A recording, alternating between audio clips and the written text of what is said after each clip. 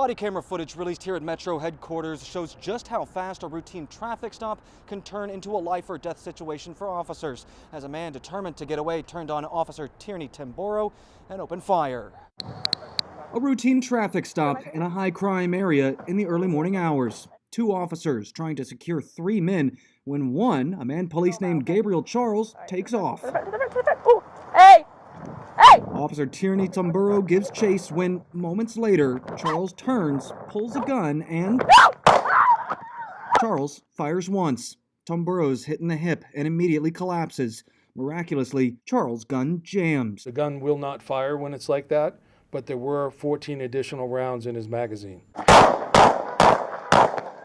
Injured and in pain, police say Tamboro returned fire, hitting Charles. Her partner rushed to her side. Where you at?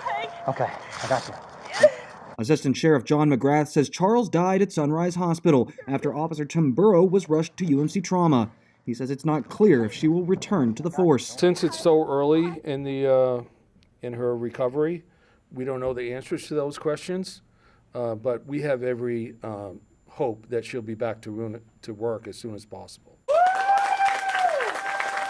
Tamboro was released from the hospital Monday to recover from home as her brothers and sisters in law enforcement sent her hope of a speedy recovery. She's a great example of a hero police officer. She showed her courage. She showed calm under pressure. And I think she did an outstanding job, and we're all very proud of her. McGrath says if he had survived, Charles would be facing a list of serious charges, including attempted murder of a police officer. At Metro headquarters, I'm Sean DeLancey.